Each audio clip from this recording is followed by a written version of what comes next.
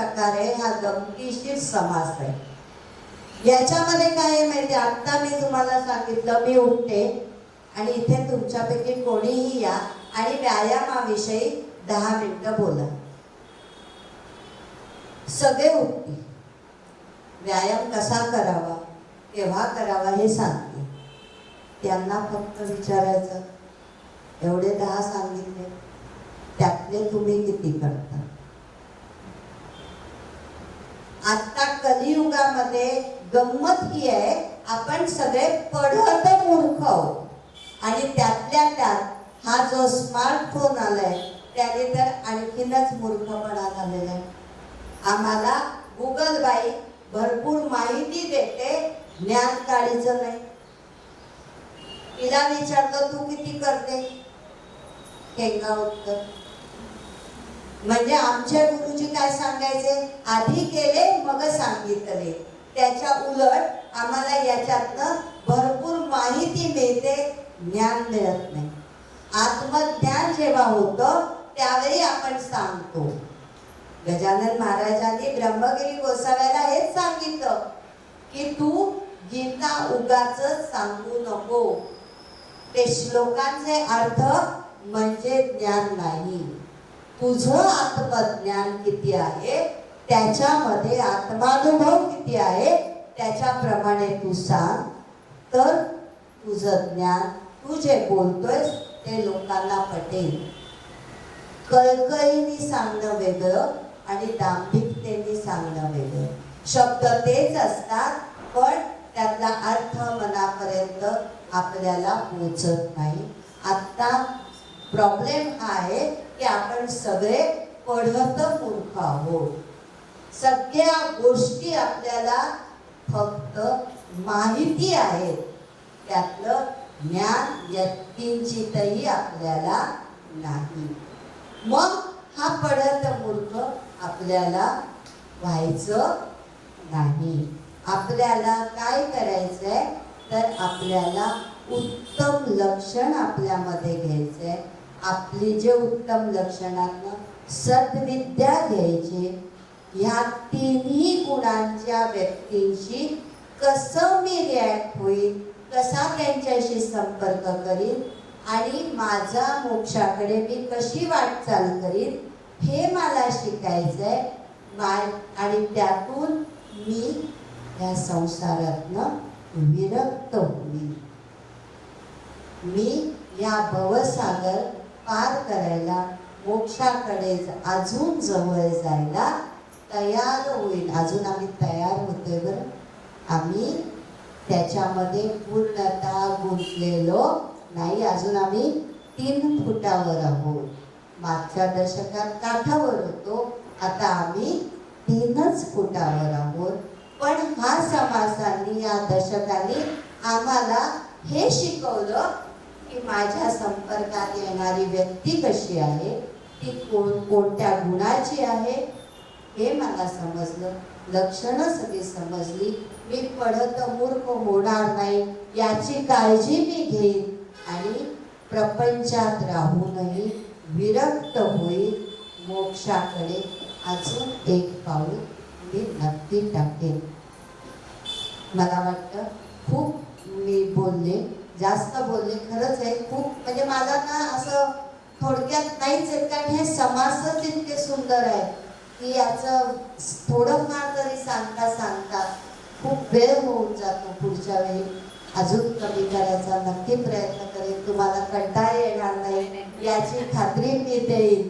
आणि आज इथे मला सती स्नेहतर्फे जे व्याख्यान दासबोधाचा 2रा दशकावर 10 समासावर निरूपण देण्याची जी संधी आपल्या सर्वांनी मला दिली, याबद्दल मी आपल्या सर्वांचे मनपूर्वक आभार मानते आणि इथे वाढीला विश्राम देते. धन्यवाद. कशी वर्तणूक ठेवायची, आधी ती कशी ओळखायची आणि मग तिच्याशी मी कसं वागायचं, तिला कसं एंटरटेनमेंट करायचं.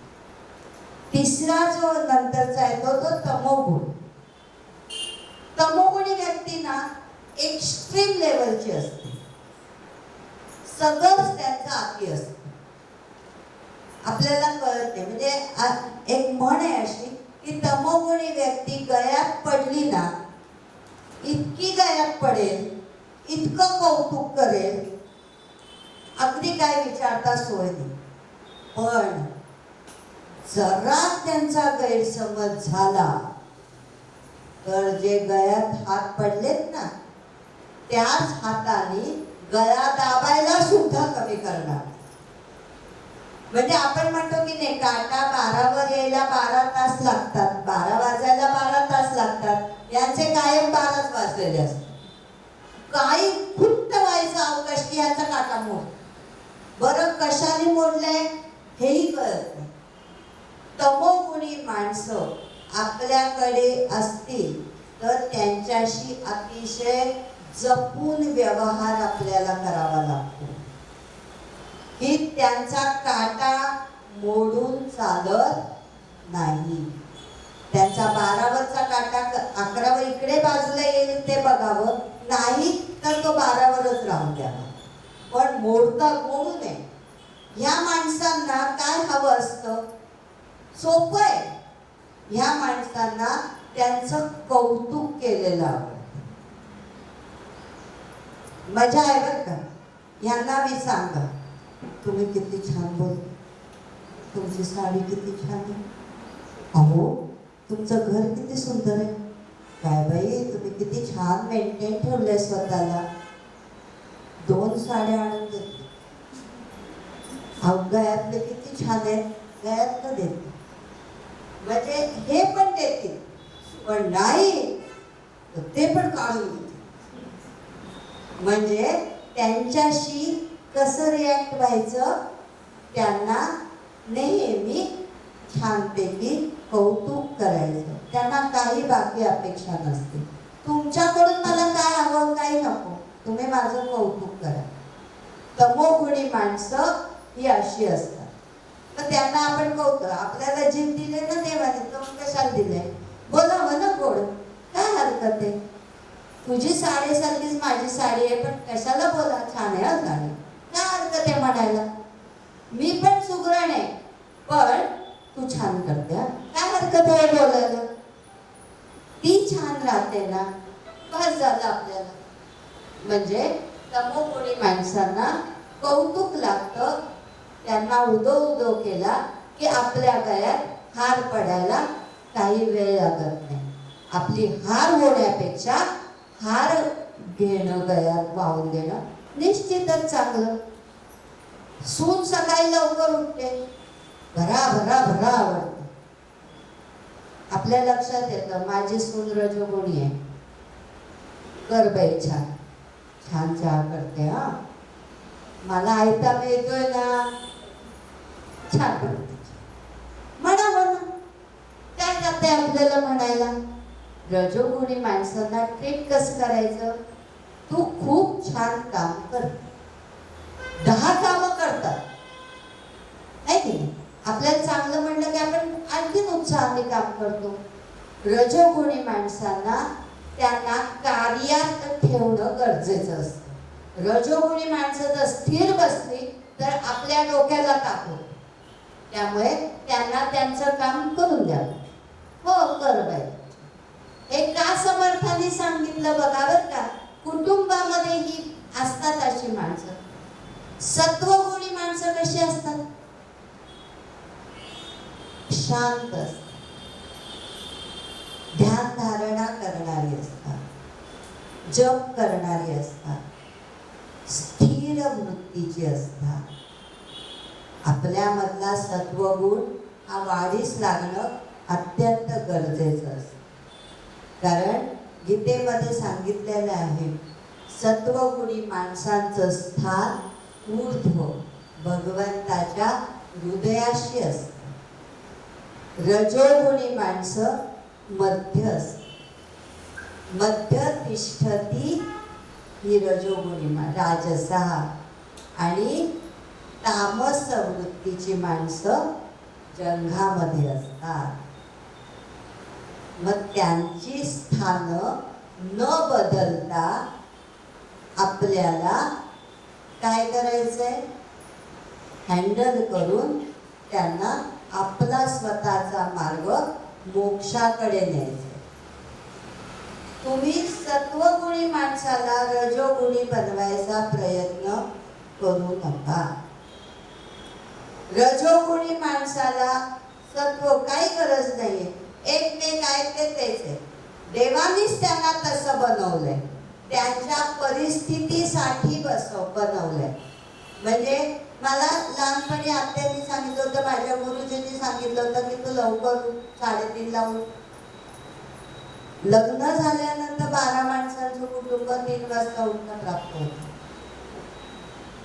म्हणजे मला जे शिस्त लावली गेली त्याच्या मागे काहीतरी कारण आहे. समाजामध्ये पण अशी माणसं सगळ्या गुणाची संघटनेत लागतात. आता मी जर तुम्हाला विचारलं की आपल्या कुटुंबामध्ये कोणत्या प्रकारची माणसं जास्त हवीत, काय उत्तर येईल? सत्वगुणी. हो ना? सत्वगुणी सगळ्यांनी बसून राहायचं, काहीच करायचं काय नको आम्हाला. चहा नको, नाश्ता नको, जेवण नको. आम्ही पूजा करतो, पाठ करतो, पोथी वाचतो. चालेल का हो? नाही चालणार. अहो घरात चालणार नाही तर समाजात चालेल का? हे ड्रायव्हर कंडक्टर म्हणले नाही आम्ही सत्वगुणी आहोत, आम्ही काहीच काय करणार. हो हो ऐक, चालेल का आम्हाला? नाही चालणार. म्हणजे तिन्ही गुणांची माणसं आम्हाला समाजामध्ये, आमच्यामध्ये, कुटुंबात, समाजात, आमच्यामध्ये आम्हाला हवी आहे. ही तिन्ही गुण झाले. मग आता काय राहिलं? झालं का हो समाज पूर्ण? दशक पूर्ण झाला का? नाही झाला. कारण जशी कुविद्या आहे तशी सद्विद्या आहे. सद्विद्या म्हणजे काय? की माझ्यामध्ये असलेल्या विद्येचा उपयोग हा मी चांगल्या कामासाठी जेव्हा करते त्यावेळी ती सद्विद्या होते. अन्यथा विद्या कुविद्या व्हायला वेळ लागत नाही. माझ्यामध्ये जे काही मी ज्ञान घेतलंय त्या ज्ञानाचा उपयोग मी समाज हितासाठी करणं अत्यंत आवश्यक आहे. नाही तर तो समाज विघातकाकडे जाईल आणि समाज बिघडायला वेळ लागणार नाही. म्हणजे माझी जी विद्या आहे, मी जी विद्या घेते ती माझी विद्या सद्विद्या राहण्यासाठी, सद्विद्येचा पुरुष हा ओळखणं अत्यंत कठीण असतो. कुविद्येचा व्यक्ती लगेच लक्षात येते. सद्विद्याचे व्यक्ती आपल्यामध्ये सामावून गेलेली असते, आमच्यासारखीच असते. ती निर्मोही असते, निर्लोभी असते, माझ्यासारखीच माझी सखी असते. पण मला कळत नाही ती इतकी मोठी आहे, ती इतकी विद्वान आहे. कारण तिच्या विद्वत्तेला अहंकाराचा स्पर्श नसतो. ती साधी असते, सात्विक असते, माझ्यासारखीच माझ्या बरोबरीने वागणारी असते, माझ्यासारखे विचार तिची प्रकट करते. पण तरीही ती व्यक्ती वेगळी ठरते. कारण तिच्याकडे असलेलं ज्ञान ती समाज हितासाठी वापरते. तिच्याकडे असलेली विद्येचा उपयोग ती समाजाच्या चांगल्या कामासाठी करते.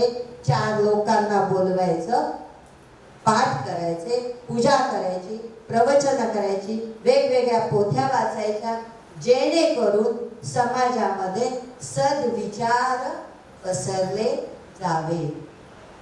आणि मग ही सद्विद्या मला विरक्तीकडे नेते, वैराग्याकडे नेते. वैराग्य, विरक्ती म्हणजे सगळं सोडून संन्यास घ्यावा, कुठेतरी हिमालयात जावं असं नाहीये. माझ्या घरात राहून मला विरक्ती आली पाहिजे. कशी येईल ती विरक्ती? तर माझ्याकडे सद्विद्या असेल तर विरक्ती येईल. माझी सून तामसी आहे, रजोगुणी आहे, तिला तिथेच ठेवून तिच्याशी तसाच व्यवहार करणं हे विरक्तीचं साधन. मी विरक्त होणार म्हणजे काय? की मी सगळा संसार सोडणार नाही, तर माझ्या संपर्कात येणारे प्रत्येक व्यक्ती कशी आहे तिला आहे तसं स्वीकारून मी तिच्याशी जशी वर्तणूक करेन तेव्हा मी विरक्त होईल. मी माझं सगळं सोडून देणार आहे, कारण मला नकोच आहे ना काही. पण माझ्या संपर्कात येणाऱ्या प्रत्येक व्यक्तीला माझ्याकडून आनंद कसा मिळेल. ती रजोगुणी असेल तर तिला मी 4 कामं सांगेन, ती तमोगुणी असेल तर तिचं कौतुक करेन, ती सत्वगुणी असेल तर मी तिच्या सात्विकतेला सलाम करेन, तिला नमस्कार करेन, तिच्याकडनं पूजा कशी करायची, कुठली पोथी वाचायची हे मला कळेल. मी तिच्यातले उत्तम गुण घेईन आणि मी विरक्त होईल. विरक्ती वैराग्य हे सांगावं लागत नाही. तुमच्याकडे बघून लोकांना कळतं हा विरक्त आहे. पण मी विरक्त आहे म्हणजेच काय होतं, मग एक धोका अजून पुढे येतो, तो म्हणजे पढत मूर्ख. हा एक समर्थ आपले रामाचे भक्त होते. रामाकडे संपत्ती होती, रावणाकडेही संपत्ती होती. पण रावणाची संपत्ती आपल्याला हवे का? नको बाबा, ती लंकेतच ठीक आहे, कारण त्याला अहंकाराची जोड होती. पण आपण म्हणतो अयोध्येत मला जायचं, अयोध्येतनं मी काही आणलं, माती आणली, मृत्तिका आणली, तरी ती सुवर्ण आहे का हो? ती रामाची आहे, अहंकार रहित आहे, निर्लोभी आहे, निर्मोही आहे. अशा या रामाची माती सुद्धा सुवर्ण आहे. मला दांभिकता नकोय, मला अत्यंत निर्मोही हवाय. आणि अशी संपत्ती मिळण्यासाठी मग मी काय करायला हवं? संपत्ती मिळणं सोपं नाही हो. आपण म्हणतात ना, मराठीमध्ये म्हण आहे, पैसा काय हो, ती पण मिळवते. कारांगणाकडे पण संपत्ती असते, पण तिचा उपयोग होत नाही चांगल्यासाठी. लक्ष्मी माझ्याकडे आली पाहिजे, पैसा माझ्याकडे येता कामा नाही. मग मला कुविद्या नकोय, उत्तम लक्षण हवंय, मूर्खपणा नकोय. अहो मग हे सगळं जे नकोय, जे हवंय ते मला कशातनं मिळेल? समर्थाने लगेच पुढचा समास लिहिला, भक्ती लक्षण. भक्ती करा. कशाची करा परत? आसुरी भक्ती करा नाही हो. नरमुंड मायांची भक्ती करायची का मला? नाही, मला सद्भक्ती करायची. संत संग जोडे ज्ञान, कुविद्येचे होई निरसन. म्हणजे संतांच्या संगतीत राहिलं की कुविद्या लयाला जाते. संतांच्या संगतीमध्ये भक्ती कशी करावी याचं ज्ञान मला मिळतं. निर्लेप भक्ती मला मिळाली, करता आली पाहिजे. कोणतीही वासना माझ्यामध्ये त्या भक्तीमध्ये नसावी. मला तेव्हा हे दे, तिथे बंगला आहे तो मला हवाय, मी तुला 11 नारळ चढले, ही भक्ती आहे का? नाही. माझी भक्ती कशी हवी? सद्भक्ती हवी, निर्मोही हवी, निर्लोभी हवी. निर्लेप भक्तीचं वरदान तू मला दे. कोणाला सांगायचे? आमच्या गुरूंना सांगायचे, संतांना सांगायचे, देवाला सांगायचे की माझ्याकडनं तू माझी भक्ती करशील, करवून घेशील. ती भक्ती माझी निर्मोही असली पाहिजे, निराकार भक्ती असली पाहिजे. माझी भक्तीला कोणत्याही वासनेची जोड नसावी. अशी सद्भक्ती देवा मला दे. संतांच्या संगतीमध्ये आम्हाला ही भक्ती करायला आपोआप ज्ञान मिळतं, स्फूर्त आम्हाला, आणि आम्ही त्या मार्गाला जातो. भक्ती झाली, कुविद्या झाली, उत्तम लक्षण झालं, मूर्ख लक्षण झालं. समजा आम्ही आता मोक्षाकडे जायला मोकळे झालो. नाहीये, अजून लक्षण आहे. त्याच्यामध्ये तुम्हाला कळतं सत्व रज तम हे 3 गुण आहेत ना. या 3 गुणांनी आपला देह आहे. माझ्यामध्ये पण हे 3 गुण आहेतच. सत्व रज तम माझ्याकडे आहेतच. मग या 3ही लक्षणांचा अभ्यास असायला पाहिजे ना. जर हे 3 गुण माझ्याकडे आहेत तर माझ्या समोर येणारी व्यक्ती रजोगुणी आहे, सात्वगुणी आहे का तमोगुणी आहे का संमिश्र आहे? कोणत्या वेळी हिचे कोणते गुण बाहेर येतात हे पण मला कळणं गरजेचं आहे ना.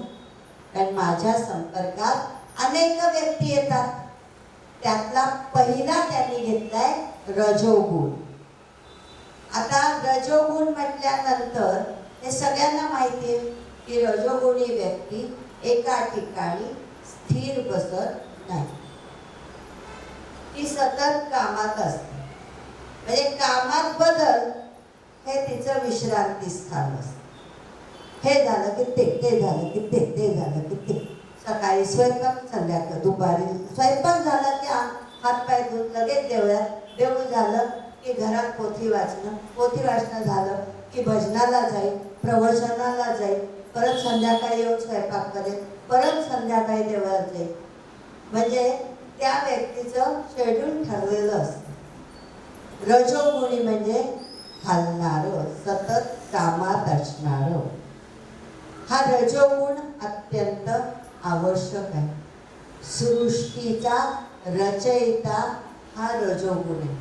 11वा अध्याय तुम्ही वाचला असेल.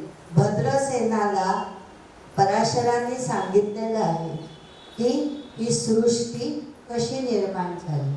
ऐक भद्रसेना, सगळ्यांना हा श्लोक माहिती आहे. सत्वांशे पीतवसन, रजांशे सृष्टी करता लुईन. बरोबर आहे ना. रुद्रांशे सर्ग सत्यंत करविता. हे तिन्ही देव हे कोणी केले? शिवानी केले, विधीने केलेले.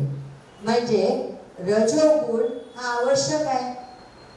एकदाच डोळे पेटून कल्पना करा, पृथ्वी फिरायची थांबली तर काहीच होणार. एका क्षण सुद्धा लागणार नाही. आपण सगळे थांबून जाऊ. म्हणजे रजोगुण हा आवश्यक आहे. पण हा रजोगुण कोणाच्या अधीन असायला हवा?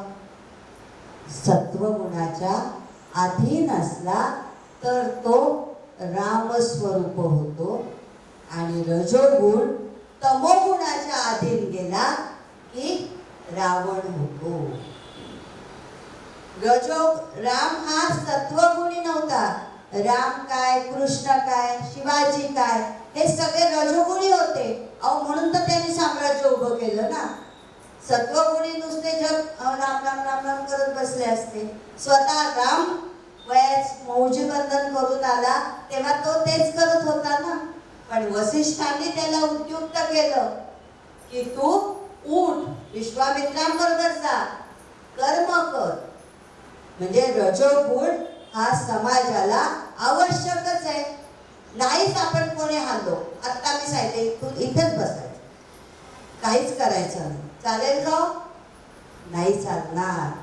समाजामध्ये रजोगुण असणं अत्यंत आवश्यक आहे. पण हा रजोगुण सत्वगुणाच्या अधीन असणं त्याहून अधिक आवश्यक. रजोगुणी व्यक्ती ही 2 प्रकारे असते. राम असते किंवा रावण असते. आपल्याला अभिप्रेत काय आहे? रामाची. सत्वगुणाच्या आधारावर माझा रजोगुण असणं आवश्यक आहे, म्हणजे माझ्याकडून सत्कर्म केलं जाईल. जर तमोगुणाचा तो अधीन गेला तर दुष्कर्म होईल, मी सगळ्यांना मारत सुटेन, माझ्यामध्ये विघातक वृत्ती वाढेल आणि माझ्याकडे जर विधायक वृत्तीकडे जायचं असेल तर माझ्यातला हा रजोगुण हा सत्वगुणाच्या अधीन असणं गरजेचं आहे. दुसरा लगेच सांगितला तमोगुण. हा रजोगुण, तमोगुण आणि सत्वगुण याच्या पुढे जे समास आहेत ना त्याच्यामध्ये याचं अजून विस्तृत वर्णन की कशा प्रकारे रजोगुण असतो. रजोगुणी माणसं कशी असतात माहितीये का? जी रावणाकडे ह्याच्यामध्ये जातात ती देवाकारणे लाजती, देवाकारणे लाजती, उदराकारणे कष्टती, प्रपंची स्नेहाळू असती, तो रजोगुण समजावा श्रीराम. म्हणजे रजोगुणी माणसं जी प्रापंचिक असतात ना ती कशी असतात? मी, माझं घर आणि माझा संसार, संबंध संपला. अहो इकडे प्रवचन छान आहे, संध्याकाळी या, जमणार नाही. देवाकारणे लाजती, मंदिरात जायला त्यांना लाज वाटते. देवाचं नाम संध्याकाळी शुभम करोती म्हणा, झाली ना ती लहानपणी म्हणून, आता काय म्हणायची? देवाकारणे लाजती. अहो त्या देवाला किती जणांना म्हणते, मी दत्त मंदिरात काम करते, मला अनुभव आहे खूप. मी सांगते तर देवाला जरा जांभळ्या रंगाचा पोशाख हवाय, नाही मी मागच्या महिन्यात पिवळा दिला. देवाकारणे लाजती, उदराकारणे कष्टती, प्रसाद यायला पुढे, सगळ्यांना बाजूला सारून पुढे. प्रसाद म्हणजे उदरभरण आहे ना, तिथे पुढे. प्रपंचामध्ये स्नेहाळू असते, मी, माझी बायको, माझा नवरा, माझी मुलं यांच्यावरती मी इतकं प्रेम करेन, पण दुसऱ्याच्याकडे हात आकडता. अहो देवालाच हात आकडता तर दुसऱ्याकडे किती आकडता? हे पूर्ण रजोगुणी. म्हणजे आपण हे ओळखायला शिकलं पाहिजे की रजोगुणी व्यक्ती जर माझ्या संपर्कात आली तर मी तिच्याशी कसं वागायचं. समर्थांनी ही उगाच लक्षणं दिली नाहीये, तर आपल्याला मोक्षाकडे जायचंय, प्रपंचात राहून मोक्षाकडे जायचंय. माझा प्रत्येक व्यक्तीशी संपर्क येणार आहे, मग त्या रजोगुणी व्यक्तीशी संपर्क आला तर मी तिच्याशी तर मला ते चालेल का?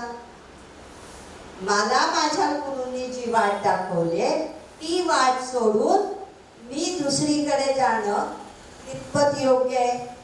मी त्याला विचारणार, कारण मला समर्थाने सांगितलंय वाट पुसल्याविनं जाऊ नये. मी दुसऱ्या गुरुकडे जाण्याच्या आधी त्याला हे विचारणार, फळ ओळखल्याविनं खाऊ नये. आम्ही साधं फळ घेणार, पण भक्तीचं जे फळ मिळणार आहे ते कोणतं आहे बाबा? अघोरी भक्तीचं फळ अघोरीच राहणार, ते मला चालणार नाही. म्हणून इथे समर्थाने सांगितलं फळ ओळखल्याविनं खाऊ नये. मला ह्या भक्तीतून कोणतं फळ प्राप्त होणार आहे याचा विचार मी आधी करायला हवा आणि मग मी त्याची भक्ती करायला हवी, त्याची आराधना करायला हवी, त्याची पूजा करायला हवी. नाहीतर मग काय होईल? धड हे नाही आणि धड ते नाही, मी कुठेतरी मध्येच अधांतरी राहील. म्हणून पहिलंच उत्तम लक्षणामध्ये सांगितलं वाट पुसल्याविनं जाऊ नये, नंतर फळ ओळखल्याविनं खाऊ नये, पडली वस्तू घेऊ नये. काही वेळाला हे का सांगते मी? मठामध्ये किंवा देवळात किंवा अजूनही कुठेही आपल्याला काही सापडतं, काही सापडल्यानंतर आपण पटकन हातात घेतो. तिथे ते साधक असतातच, आपल्याला सांगतात बाबा सद्गुरूंचा तुम्हाला आशीर्वाद मिळाला, तुम्हाला ही गोष्ट सापडली. भोंदूगिरी कुठे वाढते ना, इथे वाढते. त्यांनीच टाकलेल्या गोष्टी असतात.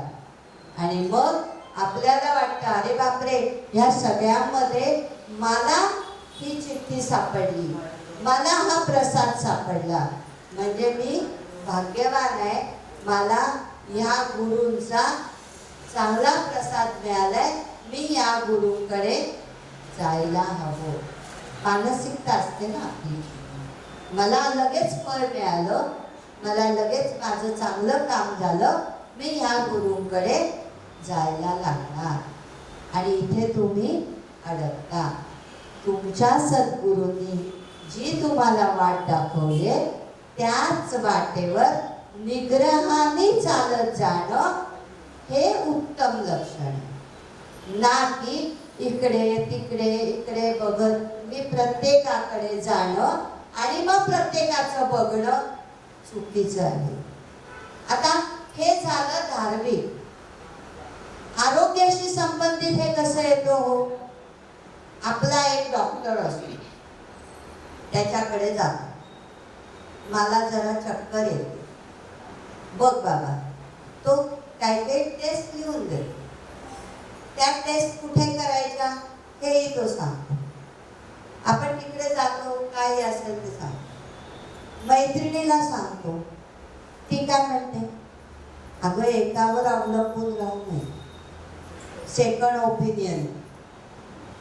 तो सेकंड ओपिनियन वेगळंच काहीतरी सांगतो. तिसऱ्याकडे जातो, चौथ्याकडे जातो आणि आपल्या आरोग्याशी आपणच खेळतो. म्हणून त्याला विचारायचं, तो कोणता डॉक्टर आहे, काही गरज आहे का, सेकंड ओपिनियनची गरज आहे का, नाही तर मग उपयोग काय, सारख्या सुया टोचून मला काहीही मिळणार नाही. कुठेतरी एकावर विश्वास हवा. मग तो सद्गुरू असेल, तो डॉक्टर असेल, किंवा माझ्या येणाऱ्या कुठल्याही कर्मामधला तो उच्च असेल. ज्ञानाच्या बाबतीत पण येतो. मला आवड असलेल्या ठिकाणी मी प्रवेश घेते, की मला सांगते की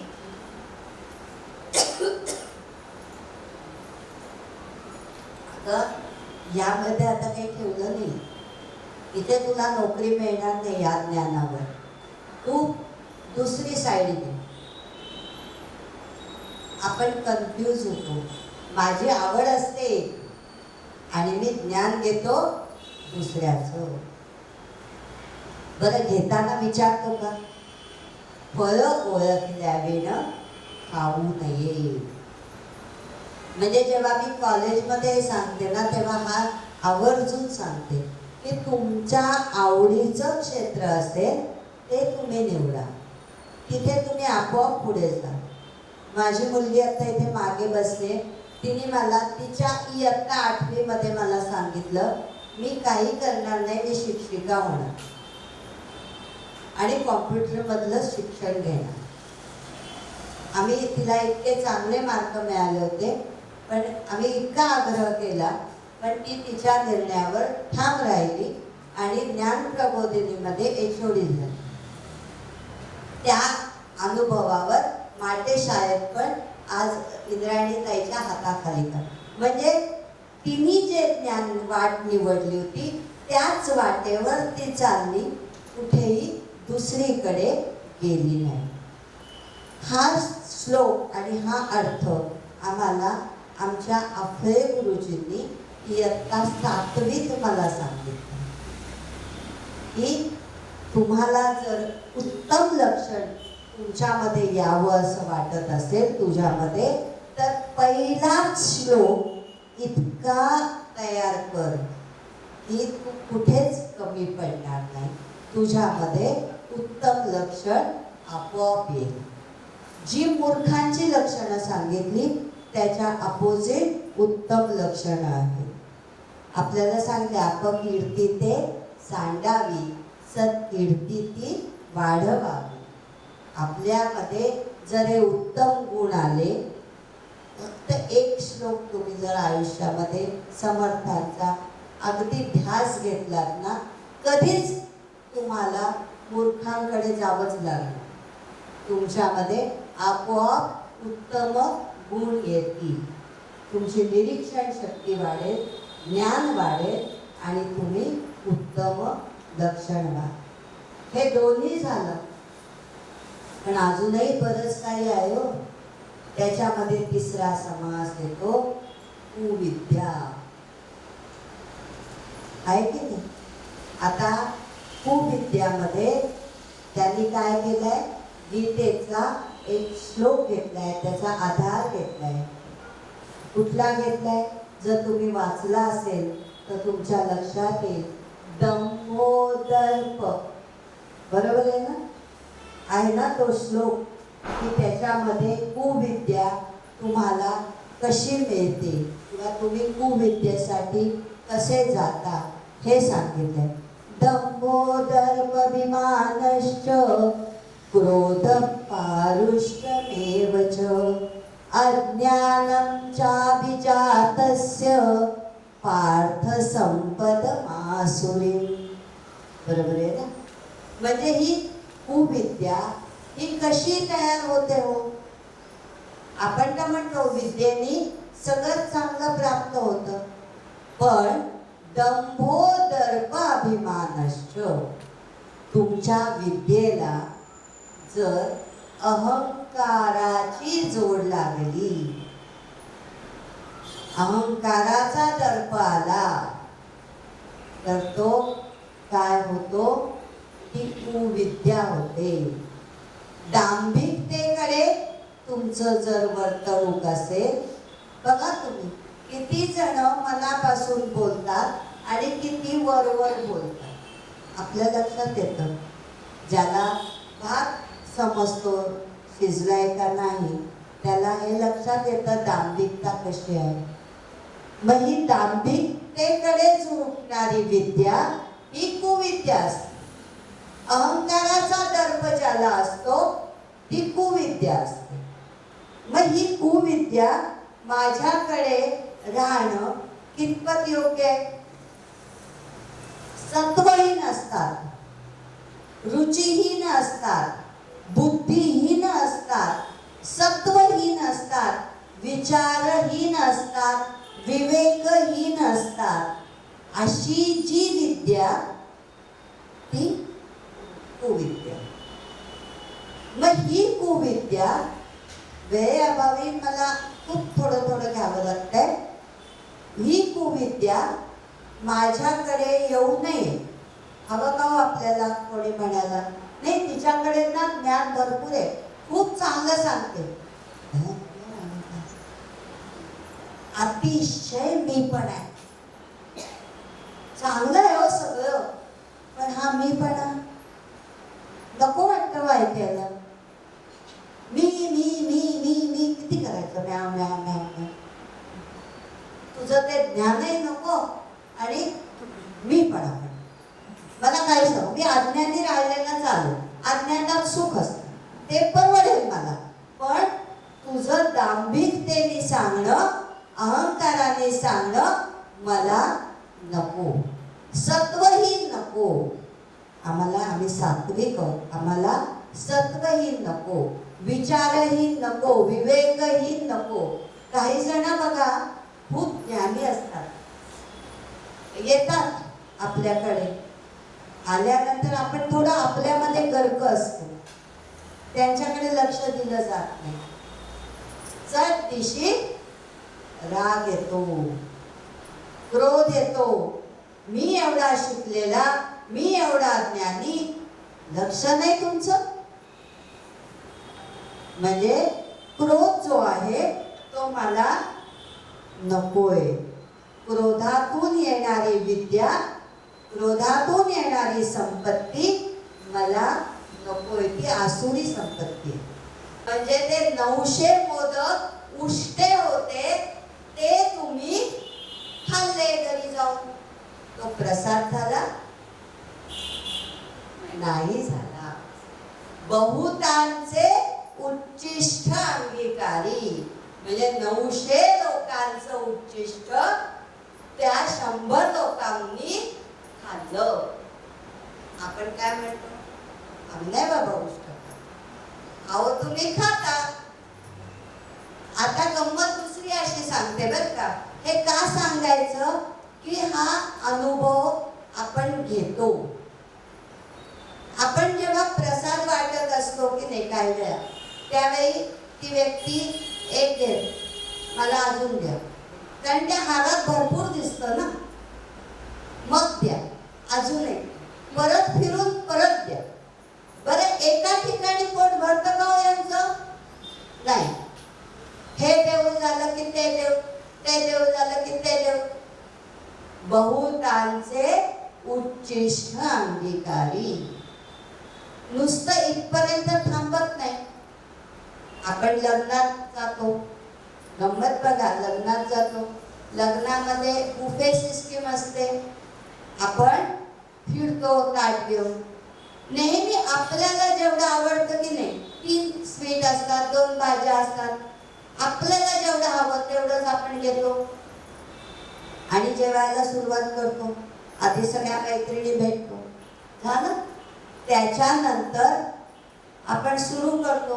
निम्म आधी संपल्यावर पाणी पिण्यासाठी आपण वर बघतो की मैत्रीण म्हणते, अगं हे काय, तू फक्त श्रीखंड घेतलं, तिथे बासुंदी पण आहे, तू नाही घेतली? काय अप्रतिम आहे, अतिशय सुंदर आहे, जा घे. आता त्यांनी जरी एक एक वाटी ठेवलं होतं, मग ती बासुंदीची वाटी आपल्यासाठी होती का हो? आपण श्रीखंड घेतलं ना, प्रत्येकी एक श्री असंच धरतात की नाही. मग आपण काय करतो, बासुंदी पण घेतो. आपण काय करतो, कटलेट घेतलेलं असतं, भजी पण घेतो, भाजी घेतलेलीच असते. ती अजून सांगते, अगं ती भाजी तर उत्तम आहे बघ, व्हेज व्हेज मिक्स व्हेज, तवा व्हेज घे, ठीक आहे. आता मला सांगा, प्रत्येकी जो कार्यक्रम ठरवतो त्याने एक एक प्लेट ठरवलेलं असतं. आपण किती जणांचं घेतलं ना. बहुतांचे उच्चिष्ट अंगीकारी. किती जण असे असतात, एक आईस्क्रीम, 3 आईस्क्रीम असतात. मी खूप वेळा हे मारतो, 3 आईस्क्रीम असतात. व्हॅनिला घे, आपल्याला व्हॅनिला आवडतं, आपण व्हॅनिला. मग ती मैत्रीण म्हणते, अगं चॉकलेट खूप सुंदर आहे ना, खाल्लं, चॉकलेट घ्या, मँगो घ्या, पिस्ता घ्या, सगळं घ्या, इथपर्यंत आलं तरी घ्या. काही जण असे बहादर असतात, ते आईस्क्रीमचे वाटे असतात, कोण असतात ना, कप असतात ना, त्याला प्लॅस्टिकच्या पिशवीत ठेवतात. अगं ते घरी जाईपर्यंत पागल ना, घरी जाऊन फ्रीज मध्ये ठेवते ना. नातवाला अतिशय मँगो आईस्क्रीम आवडतं. अगं मग बाहेर दुकानात मिळतं ना, इथे फुकट आहे ना. पण ते तुझं आहे का? नाही. तू ते उष्ट तुझ्या नातवाला देतेस. आणि उच्चिष्ठाचा एक घास, बघा बरं, उच्चिष्ठाचा एक घास आपल्याला एक जन्म मोक्षापासून लांब नेतो. आपल्याला मोक्षाकडे जायचंय. मग हा मोक्षाकडे जाण्यासाठी आपणच काय करतो, आपल्याच हाताने मोक्ष प्राप्ती लांब नेतो. म्हणजे आपणच काय करतो, आपणच आपल्या हाताने. मग आपण कोण झालो? मूर्ख. सोपं आहे ना. आपण कोण झालो? मूर्ख झालो. मग हे मूर्ख असे समर्थांनी कितीतरी सांगितले. हा एक मूर्ख, तो एक मूर्ख. माझा आता नातू गेला ना, त्याला हा समाज खूप आवडतो. मी देवळातनं जेव्हा प्रसाद घेऊन येते की नाही, तेव्हा तो विचारतो, हा माझ्यासाठी दिलाय का? मी नाही उष्ट खाणार, तो मला विचारतो. ज्यावेळी आपण दासबोध घरामध्ये हे समास वाचतो, मोठ्यांदा वाचतो, त्यावेळी आपल्या घरातल्या लोकांना पण हे लक्षात यायला सुरुवात होते. मी नेहमी म्हणते की आपण दासबोध का वाचावा? तर ह्यासाठी वाचावा की मुलांवर, आधी आपल्यावर आणि आपल्या सहवासात येणाऱ्या प्रत्येकावर याचा परिणाम हळूहळू व्हायला लागतो. आता मूर्ख लक्षण नाम आपल्याला इथे कळते, आम्ही किती प्रकारे मूर्ख बनलेलो आहोत. पण मूर्ख झालो म्हणजे आम्हाला लगेच मोक्ष प्राप्ती मिळणार नाही, आपण अनेक असं नाही. पश्चाताप लगेच सांगितलंय, तुम्हाला पश्चाताप झाला, तुम्ही देवापुढे सांगितलं की माझं आत्तापर्यंत खूप चुकलं, पण मला माहिती नव्हतं, अजाणतेपणी ही माझ्याकडनं चुकी झाली, असं जेव्हा तुम्ही देवाला सांगता त्यावेळी तुम्हाला ते पाप क्षालन होतं. पण तुम्हाला पश्चाताप मनापासून झाला पाहिजे. हे मनापासून केव्हा होईल? लगेच समर्थांनी दुसरा समास घेतला, उत्तम लक्षण गुण. उत्तम लक्षण. आता हा उत्तम लक्षण सांगताना मात्र समर्थांनी एक मजा केली बरं का. समर्थ, आता आपल्याला मी एक स्टेटमेंट देते, त्याच्यावरती तुम्ही लगेच उठून उभ्या राहाल की आपल्याला नकारात्मकतेची ओढ असते. कोणालाही हे विधान पटणार नाही, कारण आपण काय म्हणतो, मला पॉझिटिव्ह थिंकिंग आवडतं, मला निगेटिव्ह आवडत नाही. पण खरी गोष्ट अशी आहे की निगेटिव्हकडे आपला जास्त कल असतो. लहानपण आठवून बघा, आईने सांगितलेलं असतं, तवा गरम आहे, हात लावू नको, जे लावू नको, जे करू नको ते आम्ही करून बघणारच. आणि वर काय म्हणणार, स्वानुभव आम्हाला. हा काय स्वानुभव आहे? हात भाजणं, त्यापायी 4 दिवस मलमपट्टी करणं, हा काय स्वानुभव आहे का? नाही. पण आम्हाला जे करायचं नाही सांगितलंय तेच आम्ही करून बघणार. आणि ह्या मानसिकतेचा समर्थांनी बरोबर उपयोग करून घेतला. उत्तम लक्षण हे सांगताना समर्थांनी तुम्ही हे करा, तुम्ही ते करा असं नाही सांगितलं, काय करू नका हे सांग. पहिला श्लोक काय येतो, वाट पुसल्याविण जाऊ नये, फळ ओळखल्याविण खाऊ नये, पडली वस्तू घेऊ नये, एकाएकी श्रीराम. ही जो श्लोक आहे ना, हा माझा फार लाडका आहे. म्हणजे मला मी 7वीत असताना आम्हाला दासबोधावरच्या एका श्लोकाचा अर्थ शाळेत सांगायचा होता, म्हणजे मनाचे श्लोक किंवा दासबोधाचा. आणि आमच्या मुळे शास्त्रींनी हा श्लोक आम्हाला शिकवला अर्थासहित. अर्थात त्यावेळी जे होतं त्याप्रमाणे आम्ही तो शिकलो. वाट पुसल्याविण जाऊ नये. पूर्ण तुम्ही जो उत्तम लक्षण घेतलं तर त्याच्यामधले सगळेजण हे करू नये, ते करू नये, सत्कीर्ती वाढवावी हे शेवट सांगितली, अपकीर्ती सांडावी हे सगळ्यात शेवट. पण काय करू नये हे तुम्हाला सांगितलं, ते तुमच्या जास्त लक्षात राहतं. आता वाट पुसल्याविण जाऊ नये, फळ ओळखल्याविण खाऊ नये, पडली वस्तू घेऊ नये, एकाएकी श्रीराम. मी मागच्या दशकामधल्या निरूपणात सांगितलं की जसं रामायण 4 घाटावर चालतं, म्हणजे आपला हा घाट आहे, हा प्रपतीचा घाट आहे, प्रापंचिकांचा घाट आहे, हा प्रपंचात राहून परमार्थ करण्याचा घाट आहे. तसाच हाच श्लोक भक्ती मार्गाकडे पण, भक्ती मार्गामधले जे आहेत त्यांच्याकडे आहे, कर्म मार्गाकडे आहे आणि ज्ञानाकडे आहे. आता आपण काय म्हणणार की कुठेही जाताना सरळ सरळ अर्थ आहे, वाट पुसल्यावी न जाऊ नये. 10 ठिकाणी विचारावं, मग आपण पोहोचतो. फळं ओळखल्यावी न खाऊ नये. नाही खात आपण, कुठे दिलं आपण खात नाही, आपण घेत पण नाही खालची वस्तू. मग समर्थांनी इतकं साधं उत्तम लक्षणामध्ये काय सांगितलं? इथे अभिप्रेत आहे भक्ती मार्ग, नंतर भक्तीचा घाट, कर्माचा घाट आणि ज्ञानाचा घाट. आपला हा प्रपंचाचा घाट आहे. हा साधा साधा अर्थ आहे की आपण काय करावं. भक्तीच्या घाटावर याचा अर्थ कसा निघेल? वाट पुसल्यावी न जाऊ नये. मला गुरूंनी एक भक्तीचा मार्ग सांगितला, नामस्मरण सांगितलं. आम्ही श्रीराम जय राम जय जय राम आपण त्याचा जप करतो. म्हणजे गुरूंनी आम्हाला वाट दाखवली, त्या वाटेवर आम्ही जातो.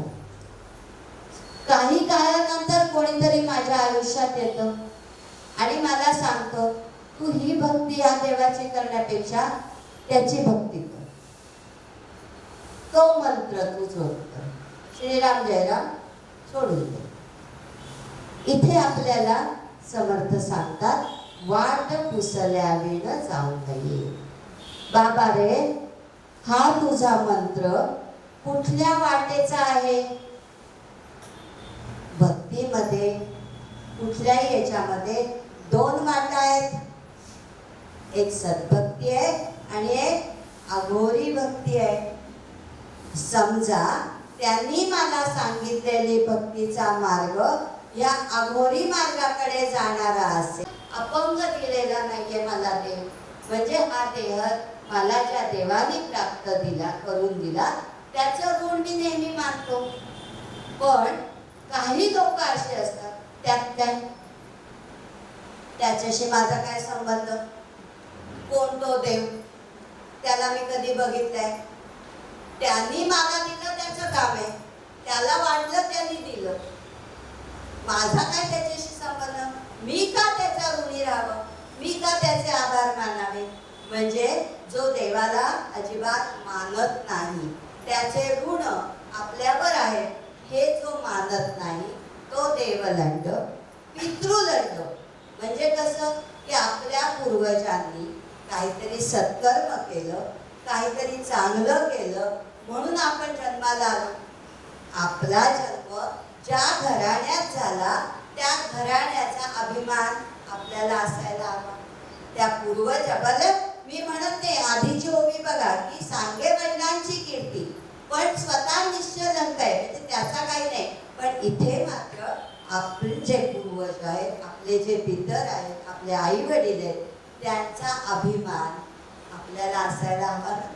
आज त्यांच्यामुळे हे जग मला दिसलं, नाही तर मी कोण होतो? कोणीच नाही. म्हणजे माझे आई बाबा, माझे आजी आजोबा, दोन्हीकडचे आजी आजोबा, हे जे पूर्वज आहेत माझे, यांचा अभिमान मला असलाच पाहिजे. त्यांचं ऋण मी नेहमी मानलंच पाहिजे, त्यांच्या ऋणात मी राहिलंच पाहिजे. पण ही जी लोक असतात, आता तर काय वाटेल ते बोलतात. म्हणजे आई वडिलांना डस्टबिन इथपर्यंत गेलेली आहे स्थिती. लग्न करताना किती डस्टबिन घरात आहेत असं विचारण्या इथपर्यंत मजल गेलेली आहे. पण आपल्या आई वडिलांचं ऋण आपण फेडलंच पाहिजे. त्यांच्यामुळे हे जग दिसलं, त्यांना विसरून कसं बरं चालेल? त्यांचा अभिमान आपल्याला असायलाच हवा, पण काही जण ठेवत नाही. शक्ती विण करी तोंड, या व्यक्तींच्या अंगात काहीही जोड नसतो. आता बाहेर करते, हा मारा आणा मारा, बघा चुकीचं आहे, तू मार की तो. नाही बाबा, आमचा हातच वर उचलत नाही. म्हणजे माझ्या अंगात ताकद नाही, पण सगळ्यांना ज्ञान शिकवणार. तू हे केलं पाहिजे बरं का, तू ते केलं बरं पाहिजे बरं का, तू सकाळी उठून व्यायामाला गेला पाहिजे बरं का, हे सगळं सांगायला. त्याला एकदा विचारलं, तू किती वेळा सकाळी लवकर उठतोस, तू किती वेळा व्यायामाला जातोस, तू किती किलोमीटर फिरतोस? ते मला वेळ नसतो, मला काही ते जमत नाही. मग तू कशाला दुसऱ्याला सांगतो? आधी स्वतः आचरावे, मग दुसऱ्याशी सांगावे. पण माझ्याकडे काही नाही, माझ्यात ताकद नाही, शक्ती नाही, पैसा नाही, काय नाही. यांच्याकडे पैसा पण नसतो, ते दुसऱ्याला सांगतात पैसा कसा मिळवा. यांचं सेविंग बँकेत झिरो असतं बरं का, शून्य असतं, कोणत्याही बँकेत खातं नसतं. पण हे वेगवेगळ्या बँकांच्या स्कीम घेऊन सगळीकडे फिरत असतात. आणि तू इथे गुंतव, तू इथे गुंतव, तू किती ठिकाणी गुंतवलंय? नाही, ते माझ्याकडे जमत. मग कशाला बाबा सांगतोस? शक्ती विण करी तोंड आणि सदा यांच्या मुखी भंड उभंड. हा आता एक वेगळा शब्द आहे. भंड उभंड म्हणजे शिव्याशा, अश्लील शब्द यांच्या मुखामध्ये ते कायम बसलेले असतात. म्हणजे सुरुवात यांची शिव्यानेच. शिव्या म्हणजे आधी आपण म्हणू काय तशा शिव्या नाही, पण अपशब्द म्हणजे मोठं नाही, वयाचा मान नाही, आपण कुठे बोलतोय, काय बोलतोय, चार माणसात बोलतोय का, पण यांच्या तोंडी कायम अपशब्द असतात. अपशब्द याला भंड उभंड हे नाव आहे. म्हणजे हा शब्द त्या काळात प्रचलित होता. ज्यावेळी आपण समर्थांचं वाङ्मय, माऊलींचं वाङ्मय हे सगळं वाचतो ना, तेव्हा त्या त्या काळातले शब्द किती छान होते. आता आपण म्हणतो का रे शिव्या देतो, अहो ते ऐकताना कसं तरी वाटतं. पण म्हणतो का काय रे भंडोभंडासारखा बोलतोय, काय वाटेल? हा ठीक आहे. त्यातला अर्थ जेव्हा कळेल तेव्हा मात्र वाईट वाटेल. पण डायरेक्ट म्हणतो का आपण? नाही, त्याला काय वाटेल? भंडोभंड असेल काहीतरी वेगळा शब्द. म्हणजे दुसऱ्याला डायरेक्टली न दुखावता गोड बोलून त्याला चांगलं सांगण्यासाठी समर्थांच्या काळात, त्या काळात किती छान छान शब्द होते हे आपल्याला यातलं कळतं. म्हणजेच काय झालं की माझ्याकडे काहीही नसताना मी मात्र अगदी खूप ज्ञानी आहे हे सांगणं, उगाचच वाचाळपणा करणं, अश्लील शब्द वापरणं, तो एक मूर्ख होतो. या मूर्ख लक्षणामध्ये अजून एक छान ओवी आपल्याला सापडते आणि ती म्हणजे आपल्याला आता ही ओवी श्लोक वाचला ना मी की तुम्ही ते सगळे म्हणाल मी नाही बघत, आम्ही नाही बाबा बघा बरं का. घरी असोनी सुंदरी जो सदांचा परद्वारी, बहुतांचे उच्चिष्ट अंगीकारी तो एक मूळ. आता मला सांगा, घरी असोनी सुंदरी जो सदांचा परद्वारी, आपण आहोत का? अजिबात नाही ना. आम्ही आमच्या घराला किती छान ठेवतो आणि आम्ही कुठेही बाहेर बघत नाही असं आपल्याला वाटतं. बरोबर आहे, काही चुकीचं नाही. पण जेव्हा मी मैत्रिणीच्या घरी जाते, तिचा हॉल बघते, कुठलं आणलं ग हे पण किती छान आहे, मनात काय असतं माझ्याकडे. किंवा मी उज्जैनला गेले होते तेव्हा मला हे का नाही दिसलं, तिला बरं दिसलं, मला नाही मिळालं. मी मनालीला गेले होते तेव्हा असं नाही स्वेटर मिळाला, तुला बरं मिळाला. हे मनात असतं, आपण बोलून दाखवत नाही. तिच्या घरी गेलं ती आपली भाबडी असते, ती सगळ्यांना म्हणते या आमचं घर बघायला. अहो संडास बाथरूम सुद्धा आपण सोडत नाही, सगळं बघायचं. काही गरज आहे का? तुम्हाला तिथे राहायचंय नाही, पण मला कुठे चैन आहे. तिचा बेड कसा आहे, तिचं कपाट कसं आहे, कपाट उघडून सुद्धा बघतो किती साड्या. तिच्यापेक्षा जर माझ्याकडे एक घर असेल तर आपल्याला जरा बरं वाटतं. हा ठीक आहे ठीक आहे. एवढं घर आहे आणि साड्या नाही बरं का काही. मी बघितलं उघडून कपाट वर हे सांगणार आणि 4 जणांना. म्हणजे आपण आहोत की नाही मूर्ख. घरी असो ही सुंदरी जो सदांचा परद्वारी, बहुतांचे उच्चिष्ट अंगीकारी. आता इथे तर तुम्ही सगळ्या जणी मला सांगणार आम्ही अजिबात त्यातले नाही. आवडचं ठीक आहे, होतं आमच्याकडनं असं. पण बहुतांचे उच्चिष्ट अंगीकारी आम्ही तर कधीच करत नाही. अहो आमचं मूल जाणतं झालं त्याच्या हाताने जेवायला लागलं की आम्ही त्याचं उष्ट खात नाही. माहितीये का, आम्ही सगळ्यांचं उष्ट खात बसू का? शक्यच नाही. बहुतांचे उच्चिष्ट अंगीकारी हा मूर्खपणाचा आदेश आम्हाला मुळीच मान्य नाही. बरोबर ना? हात वर करा बरं. मान्य आहे की नाही? हात करतो नाही, आम्ही नाही उच्चिष्ट खात. पण आता एक गंमत सांगते बरं का तुम्हाला. मला गोष्टी सांगायला खूप आवडते. एका व्यक्तीने गणपतीच्या अंगारकी चतुर्थी त्याचे भक्त होतात म्हणून त्यांनी काय केलं, 1001 मोदक गणपती बाप्पाला दाखवले. 1 मोदक गणपती पुढे ठेवला, संकल्प सोडला 1000 लोकांना हे मोदक प्रसाद म्हणून मला द्यायचे, मी देणार. त्यांनी तो हारा संकल्प सोडला आणि तो हारा मोदकांचा जिथे प्रसाद वाटतो तिथे नेऊन ठेवला. गुरुजीने त्याला बोलावलं. तो त्याचं काम करत होता पुढचं. इकडे प्रसाद सुरू झाला. काय झालं असेल, एक व्यक्ती आली, 1 मोदक घेतला. वाटायला कोण नव्हतं ना, 1 मोदक घेतला, निघून गेला. दुसरी बाई आली, अंगारिकेचा उपास केलेला. तिने काय केलं, 1 मोदक आला, 1 मोदक आमच्या आहोंचा. प्रसाद नको का? प्रसाद आहे हा, तो घेतला. तिसरी आली, तिने माझ्या पतीचा, माझ्या मुलाचा, माझ्या सुनेचा, माझ्या नातवंडांचा घेतला. आज तिचं बघून आणखीन मागे रांगेत उभ्या बसलेल्या बाईचा धीर चेपला. तिने अजून घेतले. असं करत करत जे 1000 मोदक 1000 लोकांना वाटावे अशी अपेक्षा होती ते 100 लोकांत संपले. सगळ्यांनीच घेतले.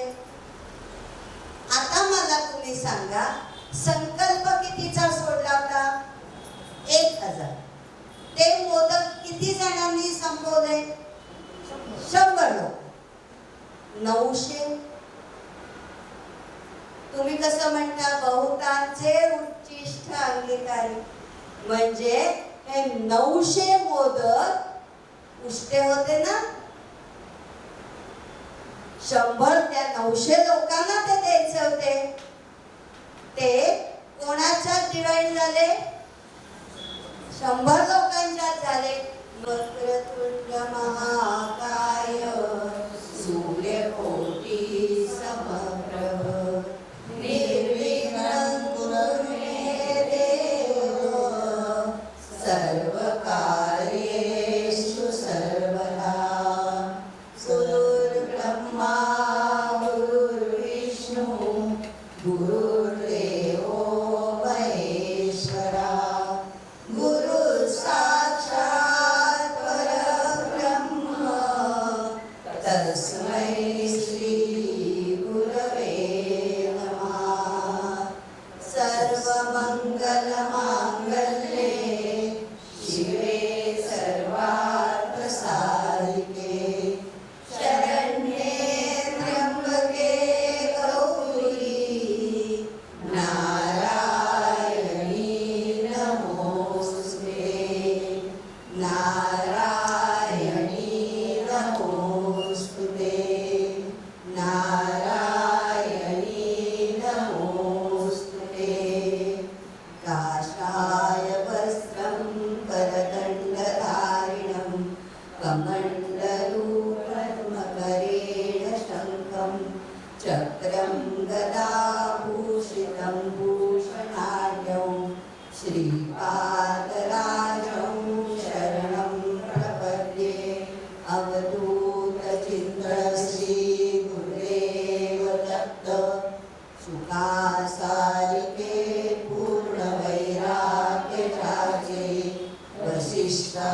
परिज्ञान योगेश्वराचे कवी वाल्मिका सारखा मार्गैसा नमस्कार माझा सद्गुरु रामदासा जय जय वीर समर्थ.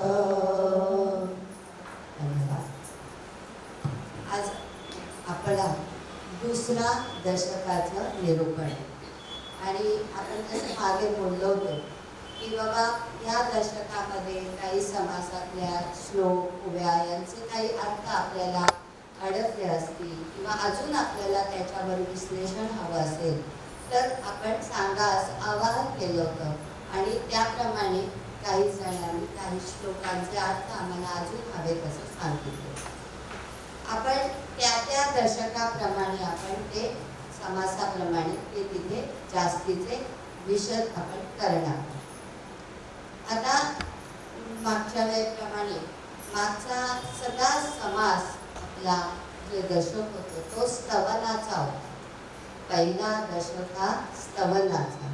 त्याच्यामध्ये आपण सगळ्यांना स्तवन केलं, सगळ्यांचे आशीर्वाद घेतले आणि ते आपल्याला मिळाले. आता हा दुसरा दशक आहे ना, हा दुसऱ्या दशकापासून आपण पोहायला खरं खरं भवसागरामध्ये सुरुवात करतो. म्हणजे कसं बघा, आपल्याला पोहता येत नसतं तर त्यावेळी आपल्याला काय करतात, आधी पाण्याची भीती मनातली ते स्वतः घालवतात बोलून. त्याच्यानंतर आपल्याला लाईफ जॅकेट हे सगळं घालतात आणि मग आपल्याला तिथे आणतात. म्हणजे पहिला दशक आपण इथपर्यंत आलेलो. आता आपली खरी परीक्षा आहे की आता आपल्याला ह्या भवसागरामध्ये उतरायचं आहे. आणि मग पहिला आपण डायरेक्ट अगदी मोठ्या समुद्रात जातो का? नाही ना. पहिल्यांदा आपण 3 फुटात, जे पोहायला शिकले त्यांना माहिती आहे की आपण पहिल्यांदा 3 फुटामध्येच आपण पोहायला शिकतो. मग हे पहिले 3 फूट कुठले आहेत आपल्यामध्ये? ते शिकण्याचे पोहायचे वगैरे ते जाऊ दे. मग आपल्याला महत्वाचे काय आहेत? तर आपल्याला हा भवसागर पार करायचा आहे, तर प्रपंचात राहून परमार्थ करायचा आहे, मोक्षपदाला पोचायचं आहे. म्हणजे आपल्या संपर्कामध्ये अनेक व्यक्ती येतात. आपण आपला प्रपंच काय फक्त नवरा बायको मुलं असणार एवढाच नाही ना, आपल्या त्याच्यामध्ये संपर्कात अनेक व्यक्ती येतात. मग या अनेक व्यक्ती कशा आहेत ते कळलं पाहिजे ना. नाहीतर काय होईल, हा असा वागला मला मनस्ताप झाला, तो तसा माझ्याशी बोलला मला अत्यंत वाईट वाटलं, मी रात्रभर झोपले नाही, मला फार त्रास झाला. म्हणजे आपल्या संपर्कात येणाऱ्या प्रत्येक व्यक्तीकडनं काही वेळा खूप आनंद आणि काही वेळा खूप दुःख हे दोन्ही प्राप्त होतं. बरं, असं नाही आहे ना की तीच व्यक्ती आपल्याला आनंद देते, ही व्यक्ती दुःख देते, असं नाही. संमिश्र असतं. म्हणून समर्थांनी दुसरा दशक लक्षणांचा ठेवला. म्हणजे बघा, पहिला दशक स्तवनाचा आणि दुसरा दशक आता आपला येणारे हा लक्षण. म्हणजे आपल्यामध्ये आपण सुद्धा त्याच्यामध्ये आपल्यामध्ये काय काय असतं दडलेलं हे आपल्याला आता समर्थ विशद करून सांगते. मजा अशी असते, आपण खूप शहाणे असतो असं आपल्याला वाटतं. प्रत्यक्षात तसं नसतं. हे समर्थांचा हा दशक वाचल्यावर कळतं. पहिला समास येतो मूर्ख लक्षण. आता इथे बसलेले जे आहेत की नाही ते सगळे नाव नाही बाबा. हा समास आमच्यासाठी अजिबात नाही. अहो, आम्ही काय मूर्ख आहोत का? आम्ही दासबोध वाचतो, विविध देवळातनं जातो, दर्शन घेतो. आम्ही नाही बाबा कोणाचं वाईट चिंतन. मग काय आम्ही मूर्ख आहोत? त्यामुळे समर्थांचा हा मूर्ख लक्षण नाम जो समास आहे तो आमच्यासाठी नाही. पण जेव्हा आपण जेव्हा समास वाचायला घेतो त्यावेळी हळूहळू लक्षात येतं, अरे नाही बरं का, आपण पण त्यातले एक मूर्ख आहोत. प्रत्येकाची हे वेगवेगळे असेल. आता तुम्ही सगळ्यांनी तो समास वाचलाय, त्यामुळे मी काय अगदी प्रत्येक सांगणार नाही, पण कुठेतरी एका ठिकाणी आपल्या मनाला समजून जातं, हा मी एक मूर्ख. आता मला एकाने विचारलं की त्यांनी श्लोक विचारला, त्यातलाच आहे ओवी क्रमांक आहे 12, समास पहिला.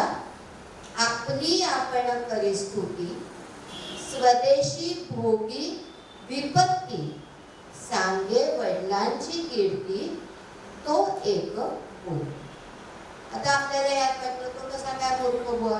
अहो, वडिलांची कीर्ती सांगणारा मूर्ख कसा असेल? परत मी जे काही चांगलं करतो ते मी जर समाजाला सांगितलं नाही तर त्यांना कसं कळेल?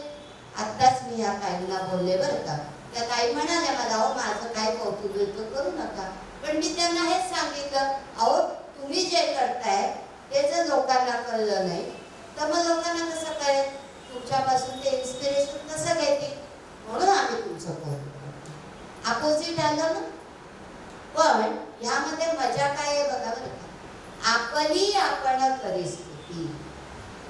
म्हणजे ज्यावेळी मी एखादीला भेटते तेव्हा ती काय करते, आता ना मी इकडे जाऊन आले बरं का, अगं तुला माहिती नाही पण मी ह्या अधिक महिन्यात इतकी व्रत करते ना, इतके संकल्प सोडलेत, आणि तुला माहिती आहे मागच्या अधिकात मी तर एवढी व्रत केली होती, एवढे दान धर्म केले होते. काय झालं? आपली आपण करी स्तुती. मग काय पुढचं? स्वदेशी भोगी विपत्ती. बरोबर आहे की नाही?